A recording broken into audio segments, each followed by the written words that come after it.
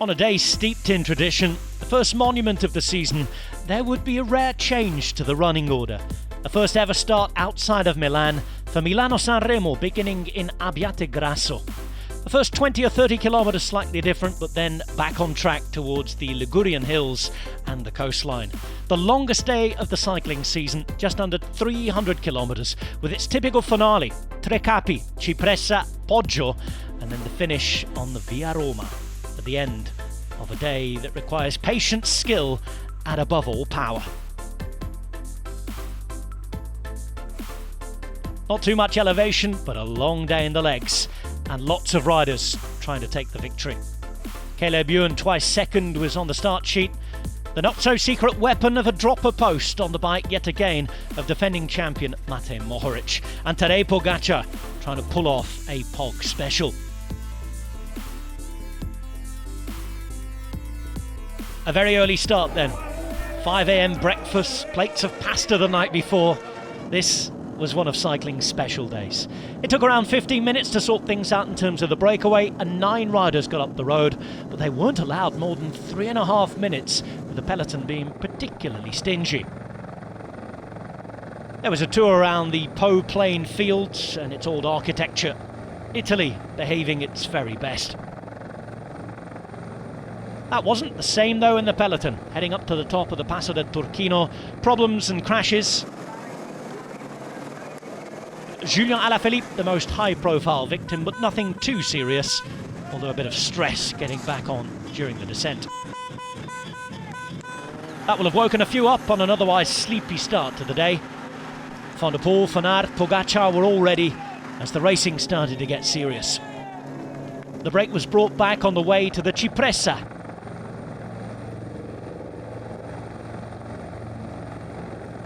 It was a real fight for position as usual.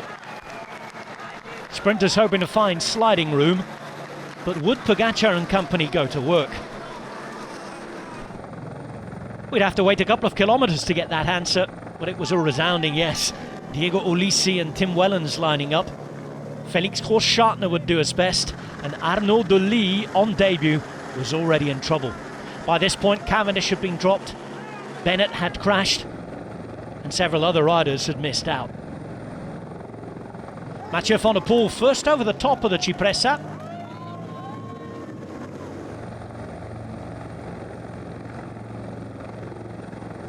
But the group's still fairly big. Fred Wright would be the man to lead everybody onto the Poggio. The most electrifying 10 minutes or so of the cycling season upon everybody. Bahrain victorious, taking their defence of the title seriously, and several riders quickly going out the back. Tim Wellens then went to work. Just under 2.5 kilometres to the top of the Poggio, and Pogačar was powering his way up.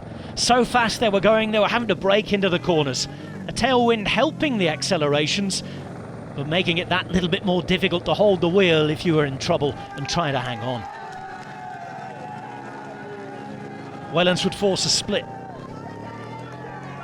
Girmay dropped back. Several other sprinters staying with him and not able to see the front of the race again. Just over a kilometre to go to the top of the Poggio, and Pogačar blasted off. Were we about to see the umpteenth exhibition already this season?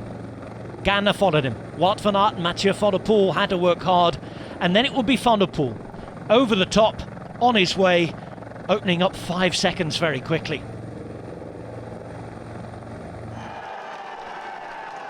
Would they be able to catch him on the descent though? The greenhouses glisten down below. Van Der Poel would make no mistake at all. It had been 62 years since his grandfather, Raymond Poulidor, won what would be his only ever monument. Van Der Poel's father would finish 7th on 2 occasions. Van Der Poel, a Dutchman, hoping to win this for his nation for the first time since 1985, when Henny Cooper had done the business. Those final 2 kilometres on the flat, the bottom of the Poggio, didn't prove too much at all. Alpecin de Koning had played their cards perfectly, and Mathieu Van Der Poel was there to finish off the job. A look behind, a moment of disbelief, but knowing himself as he does, he'd better believe it. Mathieu Van Der Poel adding San Remo to his monument victories in Flanders. A second place finish in fantastic style for Pipo Ganna, who out-sprinted Wout van Aert. A fourth place to Pogačar after he'd given everything. The celebrations began. Mathieu Van Der Poel, just the fourth Dutchman to win, and the first for almost 40 years. Van der Poel, Ganna, Van Aert, Pogačar, Krauw, with Pedersen, Paulus, Mohoric, Turgis and Stuyven making up the top 10. Already a successful spring for Mathieu Van Der Poel, but plenty more, I'm sure, still to come.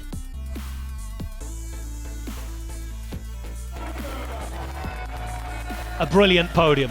The superstars all turned up for action. A sensational San Remo. The spring is on its way. We're underway, and there's plenty more champagne popping to come on the home of cycling. You've seen Van der Poel win, and as we leave San Remo and head north, if you check your schedules and territory restrictions, you'll be able to see the whole spring campaign on the home of cycling on GCN+.